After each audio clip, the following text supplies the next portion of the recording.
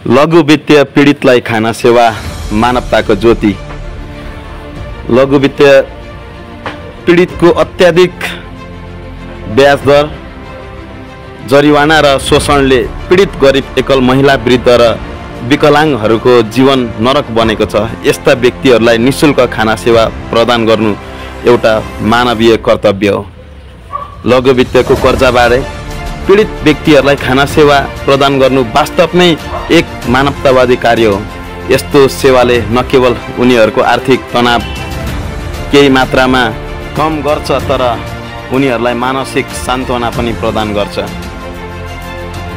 किन यो आवश्यक छ? लघु वित्तको कर्जा तिर्न नसक्दा धेरैले एक समयमा भोग, बेरोजगारी र मानसिक अवसाद झेलिरहेका छन्। सानो ऋणले पनि ब्याजको चक्रवृद्धि भारले गरिबी अझ गहिराउँदछ। खाना सेवाले तत्कालीन राहत दिनेछ र जीवन जस्तो छ भन्ने आशा बचाउनेछ। एक प्लेट खानाले केही घन्टा त तृप्ति दिन्छ, तर यसले मानिसलाई तिमी एक्लो छैनौ भन्ने सान्त्वना पनि दिन्छ। लघु वित्तीय पीडितहरूको पीडा न्यूनीकरण गर्न राज्य, समाज र व्यक्ति तिनैको भूमिका जरुरी छ। आउनुहोस् यस्ता पीडितहरूलाई खाना, आशा र न्याय दियौँ। तपाईको सानो सहयोग पनि कसैको जीवन बचाउन सक्छ। यो मानव अधिकार हो, दया मात्र होइन।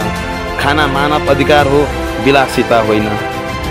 यही सोच र धारणाका साथ जय महाकाल युवा समूहले मानवतावादी भावना राखेर भोकालाई भोजन, प्यासीलाई पानी भन्ने नाराका साथ निःशुल्क खाना वितरण महाअभियान 2076 साल चैत्र 22 गते शनिबारबाट सञ्चालन गर्दै आइरहेको छ।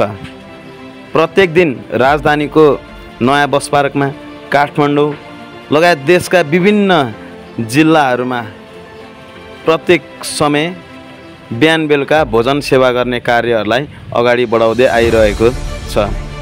सम्पूर्ण नेपाली आमा बुबा, दाजुभाइ, दिदीबहिनीहरूलाई यस महान अभियानमा हातेमालो गरिदिनु हुनको लागि हार्दिक अनुरोध अपिल गर्दछु। यहाँहरूको साथ, सहयोग, सल्लाह, सुझावको प्रतीक्षामा हामी छौँ।